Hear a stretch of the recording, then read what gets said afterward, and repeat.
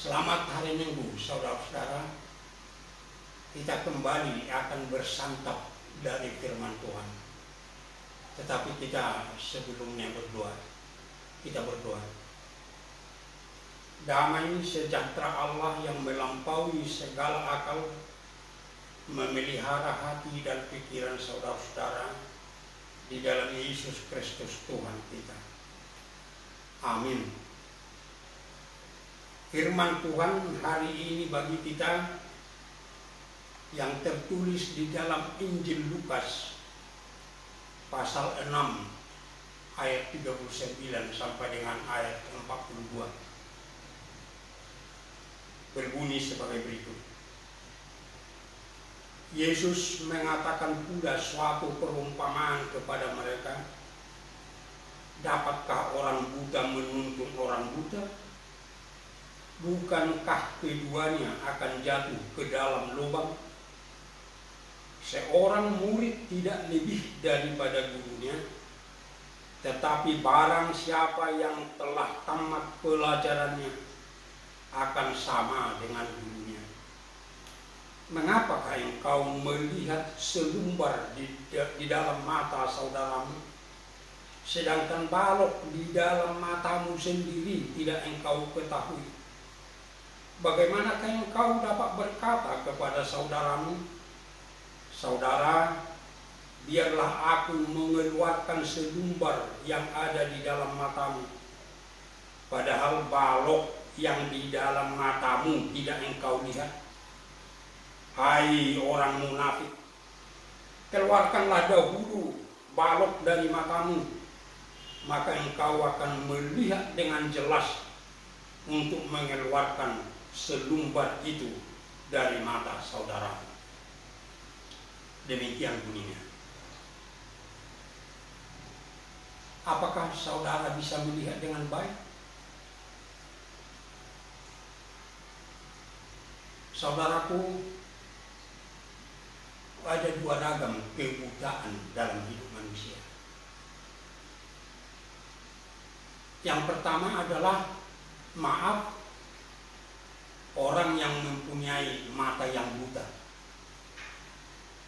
Tapi yang kedua adalah orang yang buta walau punya mata. Orang yang punya mata yang buta itu bisa saja hidupnya baik, bisa hidupnya bahagia. Dia bisa mampu mengenal dan melihat Allah, dan melihat serta mengenal perbuatan-perbuatan Allah. Tetapi orang yang buta tapi punya mata, hidupnya tidak akan bisa baik. Hidupnya tidak akan bisa bahagia. Dia tidak akan mungkin melihat dan mengenal Allah. Dia tidak akan mungkin melihat dan mengenal perbuatan-perbuatan Allah. Itulah orang yang buta punya mata, atau buta secara rohani, buta batiniah. Itulah yang dikatakan Tuhan Yesus dalam Matius 13 ayat 13. Mereka melihat tapi tidak dapat melihat. Mereka mendengar tetapi tidak bisa mendengar dan tidak mengerti. Atau dengan perkataan yang lain, Tuhan Yesus mau mengatakan, mereka punya mata tapi tidak dapat melihat, punya telinga tetapi tidak dapat mendengar. Dari sejak nabi-nabi perjanjian lama, terutama Nabi Yesaya, sering menegur umat Israel dengan mengatakan, kamu punya mata tapi tidak melihat, kamu punya telinga tetapi tidak mendengar. Itu penyakit yang sangat buruk. Oleh sebab itu Tuhan menghendaki melalui firman ini supaya kita menjadi orang-orang percaya yang jeli secara rohani, jeli secara batiniah. Pertama, dijelaskan kepada kita bagaimana supaya kita bisa celik secara rohani. Dikatakan di dalam firman ini, kita harus senantiasa bertumbuh menuju menjadi sama dengan Kristus. Bagaimana menjadi sama dengan Kristus? Di dalam pesan agung Tuhan Yesus di dalam Matius 28 ayat 19, Tuhan Yesus berkata kepada murid-muridnya, "Pergilah, jadikan semua bangsa muridku." Oleh sebab itu pemberitaan Injil bukanlah untuk menjadikan orang beragama Kristen, tetapi pemberitaan Injil itu jelas menjadikan orang murid Yesus. Murid yang mempunyai hanya satu guru, yaitu guru agung itu, yaitu Tuhan Yesus Kristus. Dikatakan di dalam firman ini, di dalam ayat 40, seorang murid tidak lebih daripada gurunya, tetapi barang siapa yang telah tamat pelajarannya akan sama dengan gurunya. Di dalam bahasa Batak dikatakan nunga sundengkan mulodok con guruna sisiana. Oleh sebab itu kita harus belajar terus, belajar dari firman Allah supaya kita bertumbuh mengarah menjadi sama dengan Yesus, guru kita satu-satunya itu. Dan di dalam bahasa Inggris dikatakan supaya menjadi perfect seperti gurunya. Murid-murid Tuhan Yesus itu harus bertumbuh terus dengan belajar dari firman Allah supaya sama dengan Yesus, guru agung itu. Apakah mungkin? Memang di dalam buku ND kita 481 dikatakan, gudang dope si guru honomi asatudot codohot Tuhannya. Masih banyak yang perlu kau pelajari supaya sama dengan Tuhan. Tetapi tidak dikatakan di sana tidak akan mungkin kau sama, tidak, masih banyak. Oleh sebab itu terus belajar. Untuk itu perlu kita ingat, saudara-saudaraku, dua dari firman Tuhan. Firman Tuhan yang pertama di dalam Efesus 4 ayat 13 berbunyi sebagai berikut. Kita harus bertumbuh. Dalam ayat 13 dikatakan, sampai kita semua telah mencapai kesatuan iman dan pengetahuan yang benar tentang anak Allah, kedewasaan yang penuh dan tingkat pertumbuhan yang sesuai dengan kepenuhan Kristus. Semua orang percaya sebagai murid Tuhan Yesus harus bertumbuh terus menuju kepenuhan Kristus itu, sama dengan Kristus. Yang kedua, saudara-saudaraku, di dalam 1 Korintus dan di dalam surat Efesus dan Kolose jelas dikatakan di sana bahwa gereja, persekutuan orang percaya itu adalah tubuh Kristus. Dan masing-masing kita orang percaya ini adalah anggota tubuh Kristus. Dan Kristus sendiri yang menjadi kepala. Tubuh yang sehat, saudara-saudaraku. Kedewasaan semua anggota tubuh itu harus sama dengan kedewasaan kepala.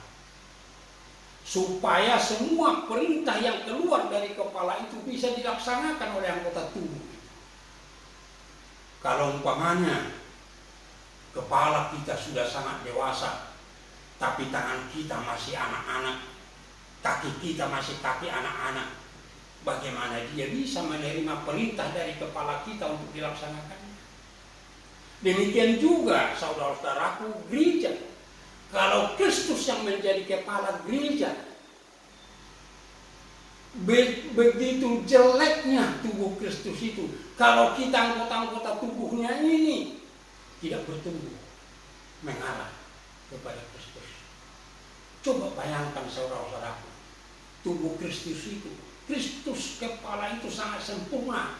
Tapi anggota tubuhnya ada yang masih bayi, ada yang masih anak-anak, ada yang sakit.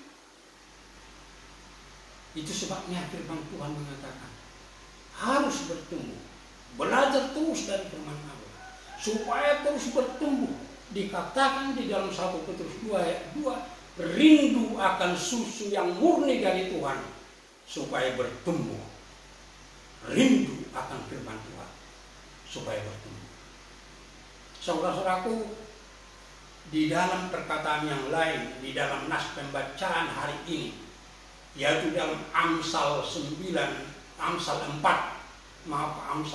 ayat 1-9, firman Tuhan mengatakan dalam pengertian hikmat, cari hikmat itu, kejar hikmat, peroleh hikmat itu. Apa itu hikmat?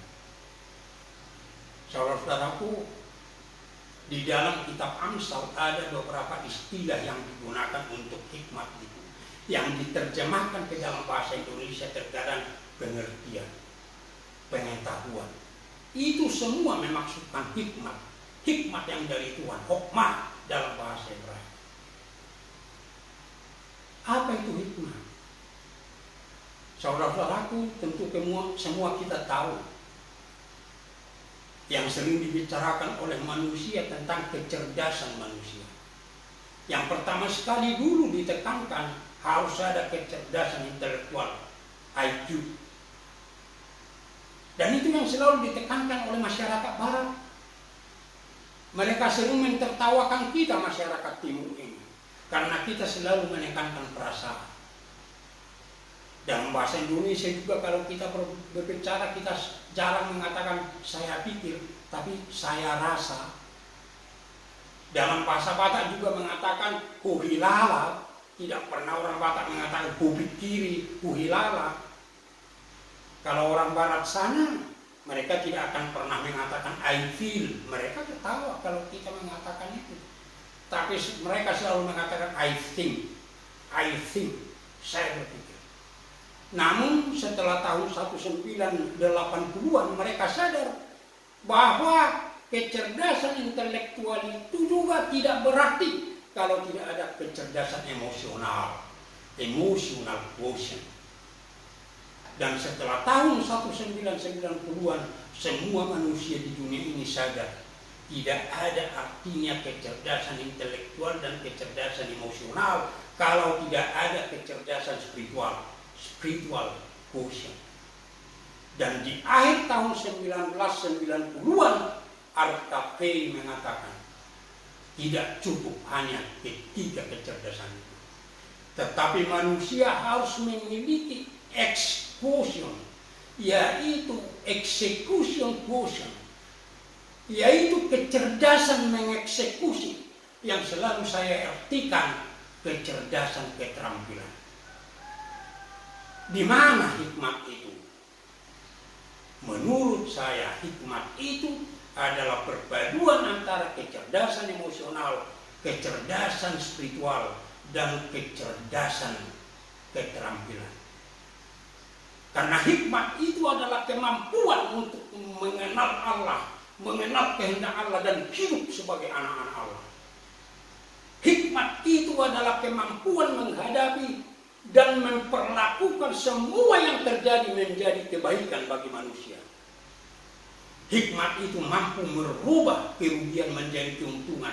Hikmat itu mampu merubah penderitaan menjadi berkat. Hikmat itu adalah kemampuan untuk membuat diri yang berhikmat itu jadi berguna. Berguna bagi Tuhan, berguna bagi sesama, berguna bagi dirinya. Dan hikmat itu adalah kemampuan mencari jalan keluar.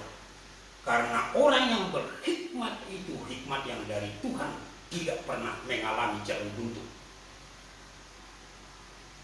Bagaimana kita mencari hikmat itu? Bagaimana kita mengejar hikmat itu? Bagaimana kita supaya memperoleh hikmat itu? Dikatakan di dalam nas pembacaan itu, Amsal 4, dikatakan begini. Itu harus kita lakukan dari sejak anak-anak. Dikatakan pada waktu saya masih anak di rumah bapakku. Dari sejak anak-anak, dari sejak kita masih di rumah bapak kita, harus terus belajar, mencari, memperoleh hikmat itu. Harus terus. Dan itu juga menjadi sapaan kepada setiap orang tua. Harus tetap mendidik anaknya untuk hikmat. Yang kedua, kita harus mencari hikmat itu dengan bersungguh-sungguh. Tidak bisa ogah-ogahan, tidak bisa kemanja-manjaan, tidak bisa kemalas-malasan. Dikatakan di dalam nas pembacaan itu, saya anak tunggal bagi bapakku. Anak tunggal, tapi saya tetap bersungguh-sungguh belajar. Nah, oleh sebab itu tidak bisa karena anak tunggal atau karena kondisi apapun kita jadi ogah-ogahan, jadi kemanja-manjaan, jadi kemalas-malasan, tetapi harus bersungguh-sungguh untuk mencari, mengejar hikmat itu. Yang ketiga dikatakan, pergunakan semua yang ada pada kamu, yang ada pada dirimu untuk mencari dan memperoleh hikmat itu. Harta, hikmat itu jauh lebih berharga dari emas, dari berlian, dari segala permata yang paling berharga. Gunakan untuk mencari hikmat. Pendidikan, gunakan untuk mencari hikmat. Teknologi yang kau kuasai, gunakan untuk memperoleh hikmat. Dari mana kita cari hikmat itu? Dari mana kita memperoleh hikmat itu? Di dalam kitab-kitab hikmat, saudara-saudaraku, dikatakan permulaan hikmat adalah takut akan Allah. Amsal 1 ayat 7, Amsal 9 ayat 10, Mazmur 111 ayat 10, Ayub 28 ayat 28. Walaupun ada di dalam ayat itu dikatakan permulaan pengertian, permulaan pengetahuan, tapi itu semua memaksudkan hikmat. Permulaan hikmat adalah takut akan Allah.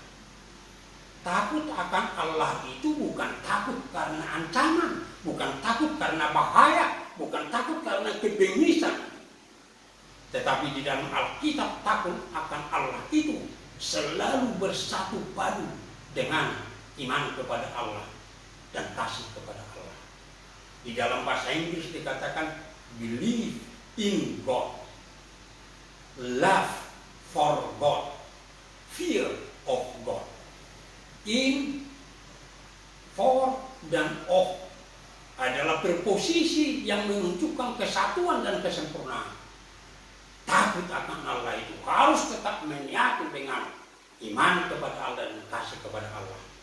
Oleh sebab itu, takut akan Allah menjadi kekuatan untuk mendorong kita senantiasa rindu dan cinta kepada Tuhan. Untuk mendorong kita senantiasa rindu dan cinta akan firman Tuhan. Sehingga membuat firman Tuhan itu menjadi kebutuhan utama dalam hidup kita. Saudara-saudaraku, sejak kita dari kecil, kita dicekoki bahwa sumber kesehatan itu adalah makanan duniawi ini. Kalau ada seorang anak yang masih kecil, dia tidak suka makan, atau karena sakit, entah karena apa-apa, semua seisi rumah itu jadi kerepotan. Bapaknya, mamanya, kalau ada di sana opungnya, kalau ada di sana nampolungnya, ada nantulangnya, semua repot. Nah, ayo makan, supaya kau sehat, nanti kau sakit kalau nggak makan, supaya kamu bertambah besar. Tidak pernah dikatakan, nah, dengarkan firman Tuhan supaya kau nggak pernah. Dan setelah anak itu semakin besar, dia mempelajari teori ekonomi. Di dalam teori ekonomi dikatakan kebutuhan primer, kebutuhan sekunder, kebutuhan tertier, kebutuhan kuarter, tidak ada di situ firman Tuhan. Kemudian makin besar lagi anak itu, dia mempelajari ilmu manajemen. Dikatakan dalam ilmu manajemen, supaya kamu bisa memanage manusia itu, kamu harus memperhatikan kebutuhannya secara skala prioritas. Kebutuhan yang pertama, ingat kebutuhan fatal, kebutuhan tubuh, kebutuhan perut. Kemudian kebutuhan aktualisasi diri, dan seterusnya, dan seterusnya. Tidak ada di situ firman Tuhan. Maka dari sejak kecil kita hingga kita dewasa, kita dicekoki dengan kebutuhan makanan duniawi. Tidak pernah kita menganggap bahwa firman Tuhan itu adalah kebutuhan. Itu sebabnya kita sulit untuk senantiasa mencari hikmat itu yang berawal dari firman Tuhan itu. Sulit. Tetapi Tuhan memanggil kita sekarang. Harus. Justru pada saat kita sudah memahami sekarang, rindu, cintai akan firman Tuhan, harus kita membuat firman itu menjadi makanan utama dalam hidup kita. Harus kita menjadi lapar bila kita tidak makan dari firman Tuhan. Harus. Sebagaimana yang dikatakan oleh Tuhan Yesus dalam Matius 4 ayat 4. Bukan hanya roti, bukan hanya dari roti manusia hidup, tetapi manusia hidup dari semua firman yang keluar dari mulut Allah. Karena kita harus tiba kepada Yeremia 15 ayat 16. Dikatakan di sana, apabila aku bertemu dengan perkataan-perkataanmu, aku menikmatinya. Sebab firman-Mu lah menjadi kegirangan bagiku dan kesukaan hatiku, karena nama-Mu telah diserukan atasku. Apa saudara sudah pernah nikmat makan firman Tuhan?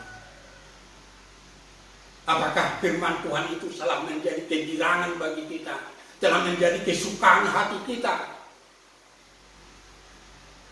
Tuhan mengatakan harus. Kalau ingin bertumbuh dalam hikmat, kalau ingin bertumbuh mengarah kepada kepenuhan Yesus Kristus, kalau kita sadar kita adalah murid Yesus, kalau kita sadar kita adalah anggota tubuhnya, jangan merasa nikmat apabila bisa punya mata yang melihat, tetapi tidak merasa kebutuhan kerohaniannya.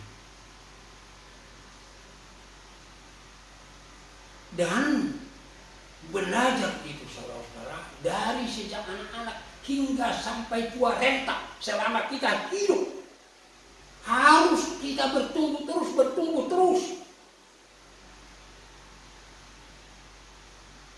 Apakah mungkin sama dengan Kristus? Ya itu sulit. Tapi jangan lupa, orang percaya itu tidak pernah mundur karena kesulitan. Kalau dia mundur karena kesulitan, itu bukan orang percaya. Justru kesulitan bagi orang percaya justru mencambuk dia dan memacu dia semakin bersungguh-sungguh untuk mengejar yang sulit itu. Itu sebabnya dikatakan di dalam 2 Korintus 4 ayat 16. Oleh sebab itu kami tidak tawar hati, meskipun manusia lahiriah kami ini semakin merosot, tetapi manusia batiniah kami dibaharui dari sehari ke sehari. Sampai tua renta, firman Tuhan itu akan membaharui hidupmu dari hari ke hari, hingga bertumbuh terus menjadi sama dengan Kristus, supaya kita menjadi orang yang celik secara rohani. Tidak ada kebutaan dalam hidup kita. Itu harus kita capai. Yang kedua dikatakan di dalam firman ini, saudara-saudaraku, bagaimana hidup orang yang celik secara rohani. Yang pertama ditekankan di sini adalah orang yang celik secara rohani akan bisa melihat semua manusia sebagai sesamanya. Pada waktu seorang ahli Taurat datang menjumpai menyerupai Tuhan Yesus yang dikisahkan di dalam Lukas 10 mulai dari ayat 25. Dia bertanya, "Guru, apa yang harus saya lakukan supaya dapat kehidupan kekal?" Tuhan Yesus menanya dia sebagai ahli Taurat, menuntut Taurat bagaimana?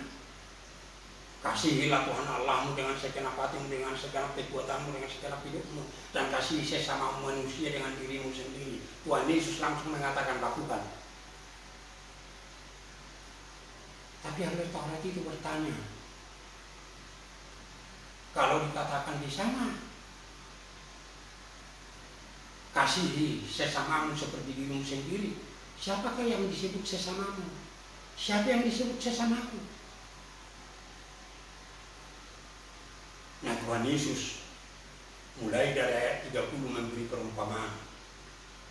Tuhan Yesus mengisahkan seseorang yang dirampok dalam perjalanannya dari Yerusalem ke Yeriko. Dia dirampok habis-habisan dan dia ditinggalkan begitu menderita di jalan itu. Kemudian seorang imam lewat, tidak peduli, dia terus lewat. Kemudian seorang Levi, pembantu imam, lewat. Itu tokoh-tokoh agama, tapi mereka tidak peduli, mereka lewat. Tetapi kemudian lewat seorang Samaria yang dianggap oleh orang Yahudi adalah suku yang najis. Dia berhenti, dia menolong, dia melayani. Ada orang yang berspekulasi, mungkin itu orang korban perampokan itu adalah orang Samaria, makanya imam dan orang Levi tidak mau dia menjadi najis karena bersentuhan dengan orang Samaria. Itu sebabnya orang Samaria itu langsung menolong. Itu spekulasi. Firman Tuhan itu bukan spekulasi. Firman Tuhan itu kepastian. Tuhan Yesus jelas mengatakan ada seorang. Dalam bahasa aslinya jelas kenapa? Ada seorang manusia yang dirampok. Seorang manusia itu tanpa artikel, itu tanpa predikat, itu tanpa penjelasan, itu tanpa keterangan. Seorang manusia. Oleh sebab itu jangan kamu anggap sesamamu karena satu level denganmu, dengan pendidikannya, kekayaannya, itu enggak. Tapi seorang manusia, itu saja. Seorang manusia, itulah sesamamu, itulah saudaramu. Hanya orang yang jeli secara rohani yang mampu melakukannya. Mengapa saudaraku? Karena manusia ini ada dalam bentuk yang saya katakan begini. Ada manusia yang begitu tajam melihat kekurangan sesamanya, tapi buta terhadap kelebihan sesamanya. Kalau dia membicarakan sesamanya, dia hanya mengatakan yang buruk-buruk saja. Itu mana ada pengetahuannya, itu jahat, itu semua yang buruk. Karena dia yang hanya mampu melihat itu. Dia buta terhadap kelebihan sesamanya. Dan inilah yang dialami oleh Presiden kita Jokowi saat ini. Ada yang mengatakan dia satu kelompok yang mengatakan dia bodoh itu, dungu itu, mana ada yang diketahuinya. Sehingga orang mau berdebat dengan mereka. Nggak ada gunanya berdebat dengan orang yang seperti itu. Karena itu bukan hasil pikirannya, tapi itu hasil penyakitnya. Dia penyakit, ada kebutaan terhadap kelebihan orang lain. Yang orang yang seperti itu perlu disembuhkan. Bagaimana Presiden kita Jokowi yang sudah melakukan begitu banyak hal untuk membangun bangsa ini, kita katakan orang bodoh, orang dungu, tidak ada yang baik dilakukan. Kalau bukan karena kebutaannya. Dan kalau dia melihat seorang presiden seperti itu, apalagi orang-orang yang lain, dia tidak mampu, dia buta. Yang paralel dengan itu, saudara-saudaraku, yang sejajar dengan itu adalah orang yang tajam melihat kelebihan dirinya, tetapi buta terhadap kekurangannya. Dia sombong, hanya kelebihannya yang dia tahu. Dia nggak mampu melihat kekurangan dirinya. Untuk itu perlu saya kemukakan, saudara-saudaraku, ada 4 ragam manusia ini mengenai hal itu. yaitu kelompok pertama yang disebut TT dan TT. Ya, pelan saya katakannya, TT dan TT. Kelompok yang kedua adalah TT dan T. Kelompok yang ketiga adalah T dan TT. Kelompok yang keempat adalah T dan T. Apa yang dimaksud ini? Kelompok yang pertama TT dan TT ialah orang yang tidak tahu bahwa dia tidak tahu. Orang yang seperti itu menganggap dia sudah pintar. Dia tidak tahu, masih banyak yang tidak dia tahu. Dia tidak mau belajar, dia sombong. Karena dia tidak tahu bahwa banyak lagi yang tidak dia tahu. Itu orang-orang buta secara rohani. Ada juga TT dan T. Dia tidak tahu bahwa dia tahu. Umpamanya, kalau ada seorang bos menyuruh anak buahnya, tolong dulu kerjakan begini-begini. Ah, Pak, saya nggak bisa melakukan itu, Pak. Dari mana saya bisa melakukan itu? Ya, kemudian bosnya itu adalah, kalau kau nggak tahu, disuruh orang lain melakukannya. Dan dia melakukannya dengan baik. Pekerjaannya beres. Nah, kemudian bosnya memanggil yang pertama saja. Coba, siang itu bisa dia lakukan. Ya, kalau begitunya, saya juga tahu. Anak kecil juga tahu melakukan kalau begitu. Dia tidak tahu bahwa dia tahu. Itu juga orang buta. Tidak mau dia belajar. Malas. Orang yang ketiga, saudaraku, T dan TT. Dia tahu bahwa dia tidak tahu. Dia tahu masih banyak yang tidak dia tahu. Orang itu akan mau belajar, memacu diri terus supaya dia makin tahu. Akhirnya dia mencapai kelompok yang keempat, T dan T. Dia tahu bahwa dia tahu. Itulah orang-orang yang celik, yang selalu bertumbuh, yang selalu mengejar supaya tetap dia makin tahu, makin tahu, makin tahu. Dikatakan di dalam firman ini, kenapa kau melihat selumbar di mata sesamamu, sedang balok di matamu tidak kau lihat? Itu dia termasuk kelompok 1 dan 2 tadi. Kenapa kau katakan, saya cabut dulu selumbar yang di matamu, padahal yang di matamu balok tidak kau lihat? Itu tadi yang buta itu.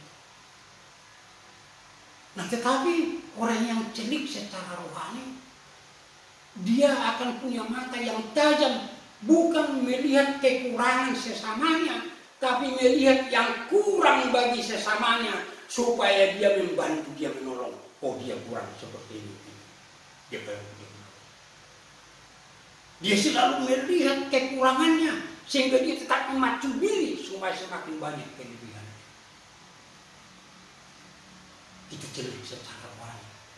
Itu pertumbuhan yang bisa dibentuk oleh firman Tuhan. Dan yang kedua dikatakan dalam firman ini, saudara-saudaraku, orang yang celik secara rohani akan bisa menuntun orang. Dikatakan dalam ayat 39, bagaimana orang buta menuntun orang buta? Mereka akan sama-sama jatuh ke lubang. Orang buta saja nggak bisa dia tuntun kalau dia orang buta. Jangankan buta, ragu aja nggak bisa. Sedangkan orang yang sudah celik secara rohani bisa menuntun orang buta, bisa juga menuntun orang yang sudah celik, sehingga semakin maju kehidupan. Itu harus diawali di tengah-tengah keluarga, saudara-saudara, di tengah-tengah rumah tangga. Setiap suami harus mengerti apa tugasnya terhadap istrinya, yaitu untuk menuntun istrinya untuk terus bertumbuh. Di dalam Efesus 6 diumpamakan seperti tugas Kristus. Yang Kristus itu karena mengasihi jemaat, selalu menguduskan jemaat, menyucikan jemaat, dan membuat jemaat cemerlang. Harus begitu suami, menguduskan istrinya, menyucikan istrinya, membuat istrinya cemerlang. Jangan karena perilakumu, jangan karena attitude-mu. Istrimu jadi cepat tua, jadi wajahnya penuh keriput karena sifatmu. Padahal kau jadi benci, kurang suka kepada istrimu. Padahal kau yang membuat dia seperti itu. Tugasmu membuat istrimu cemerlang, supaya tetap cantik, supaya tetap pintar, supaya tetap cemerlang. Demikian juga istri terhadap suami. Dikatakan di dalam Amsal 31 ayat 11, tugas istri adalah suaminya percaya kepada dia. Suaminya tidak kekurangan keuntungan. Dan di dalam ayat 23 Amsal 31 itu dikatakan suaminya terkenal di pintu gerbang di antara tua-tua negeri. Itu tugas istri. Supaya suaminya selalu yakin, tidak ada keraguan. Justru karena dia, suaminya tidak kekurangan keuntungan, suaminya jadi terkenal. Itu sebabnya orang lain mengatakan, behind a great man, there is a great woman. Harus menjadi great woman. Demikian juga orang tua terhadap anak-anaknya. Harus benar-benar bisa mendidik anak-anaknya. Orang tua yang bisa begitu harus yang celik secara rohani. Banyak saudara-saudara orang tua yang buta dalam hal itu. Coba saudara-saudaraku, waktu orang tua membaptiskan anak-anaknya, dia berjanji mau mengajar anakmu ini dalam firman Tuhan, mau. Tapi siapa yang melakukan? Kenapa tidak dia lakukan? Karena firman Tuhan tidak ada dalam dirinya, dia tidak memiliki firman Tuhan. Apa yang mau dia kasih? Oleh sebab itu ingat, jangan membuat anakmu menjadi tawar hati katanya. Tetapi didik mereka di dalam nasihat dan ajaran Tuhan. Dan itu hanya bisa dilakukan oleh yang celik secara rohani. Dan kalau sudah seperti itu dengan tengah-tengah rumah tangga, dia akan berguna seperti itu di tengah-tengah masyarakat, di tengah-tengah gereja, di tengah-tengah bangsa dan negara. Itu Tuhan, makanya Tuhan selalu berseru, belajar terus, rindu akan firman Tuhan, supaya engkau memperoleh hikmat, supaya engkau bisa tiba ke Ibrani 5:14 mempunyai panca indera yang terlatih untuk membedakan yang baik dan yang jahat, supaya kamu menjadi sama dengan Kristus dan benar-benar hidupmu cemerlang sebagai anak-anak Tuhan. Amin. Kita berdoa. Terima kasih Bapa atas firman-Mu yang begitu indah, yang menyapa kami supaya kami rindu menjadi anak-Mu yang celik secara rohani, supaya kami mau mencari, mengejar hikmat itu melalui kerinduan dan kecintaan akan firman-Mu, supaya kami senantiasa berkata dalam hidup kami tiada hari tanpa firman-Mu, supaya firman-Mu itu menjadi kebutuhan yang supraprimer bagi kami, menjadi kebutuhan yang supra prioritas, menjadi makanan utama, menjadi kegirangan kami, menjadi kesukaan hati kami, supaya kami bertumbuh mengarah ke penuhan Yesus Kristus. Demikian juga pada saat kami mengalami pandemi virus corona ini, supaya semua manusia di dunia ini mengerti bahwa itu adalah sapaan dari Tuhan, supaya kami kembali dari dosa-dosa kami, dari kejahatan-kejahatan kami, untuk kembali kepadamu di dalam Yesus Kristus Tuhan kami. Dan itu menjadi sapaan juga kepada presiden kami, kepada pemerintah kami, kepada semua masyarakat, supaya mereka kembali mencari Engkau Tuhan, percaya kepadamu dalam Yesus Kristus Tuhan kami. Tuhan, tolonglah bangsa kami ini, tolong negara kami ini, karena pengasihan-Mu Tuhan, karena nama-Mu yang kudus itu.